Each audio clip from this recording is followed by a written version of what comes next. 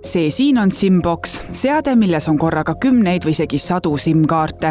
Läbi selle seadme on kelmidel võimalik end ühendada kohalike mobiilimastide ning internetiga ning siis saab kelm näidata, et kõne tuleb Eestist, mis sest, et nemad tegelikult ise asuvad välismaal.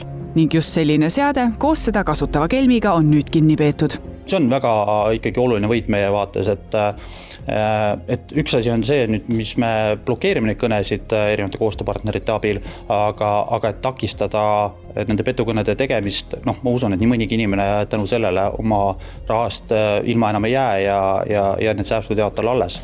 Kinni peetud mees on 27-aastane ning pärit Lätist. Eestisse olevata prokuratuuri andmetel tulnud just kuritegelikel eesmärkidel. Selle jaoks siis oligi värvatud tööle Läti kodanik, kes siin käis külaliskorterites, ühes korteris teise, oli erinevates korterites vaid 2-3 päeva ja oma jälgede segamiseks siis tõesti liikus kiiresti järgmisse kohta, aga hea koostöö tulemusel nii telekommunikatsiooni ettevõtete kui ka politsei erinevate üksuste vahel siis õnnestus see isiku asukoht tuvastada ja tõesti ta kinni peeti. Üldjuhul võtab Eesti inimene vastu pigem Eesti numbrilt tehtava kõne, et see tekitab usaldust ja seetõttu on selle SIM-boxi roll taolises skeemis märkimisväärne. Ja kahtlustatav ülesanne oligi siis sisuliselt esmaspäevast reedeni töö ajal kusjuures seda SIM-boxi töös hoida, et siis ülejäänud menetluse käigus seni tuvastamata isikud saaksid selle vahendusel teha petukõnesid.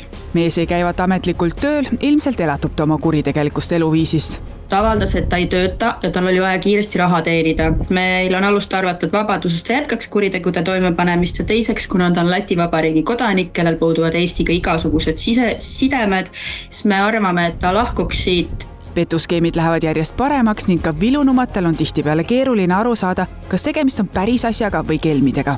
Kui vanasti tehti petukõnesid inglise või vene keeles, siis nüüd helistavad petturid inimestele puhtas eesti keeles. Ka laulja Karl-Erik Taukar sai sellise petukõne.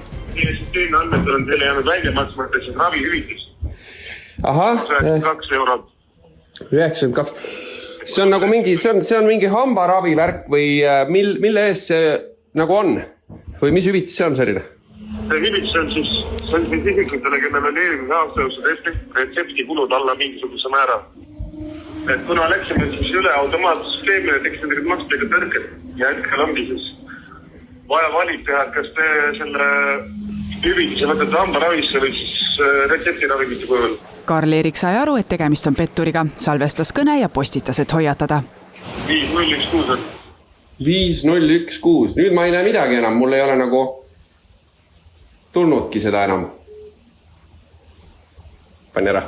Veebruaris kinni peetud mehe ja temaga seotud grupi tegevustega seoses on tuvastatud 2 kelmuse juhtumit, kus inimesed on saanud kahju. Politsei andmetel tehti selle SIM-seadme abil umbes 100 petukõnet päevas. Kas või kui palju veel kannatanud on, seda selgitab politsei kriminaalmenetluses.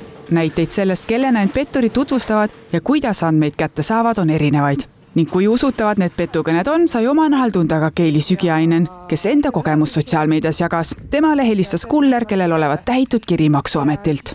Ma ei tea, kuidagi see ei tekitanud nagu absoluutselt mingisugust kahtlust, sest see täiesti puhtas eesti keeles, nagu kõik oli väga okei. Ja siis ma olin nagu okei, ise nagu mingi südaks või vupardama, mõtlesin, et what the fuck, miks mingi Maksuamet mulle kirjutab. Ma tahaks ikkagi inimestele südamele panna, et telefoni teel mitte sidestada enda PIN-koode, sest et see on ohtlik. Seeläbi võidakse saada juurdepääs inimeste kontodele ja nad võivad lihtsalt oma rahast ilma jääda, et kahtluse korral tuleb sellist kõnet alati katkestada.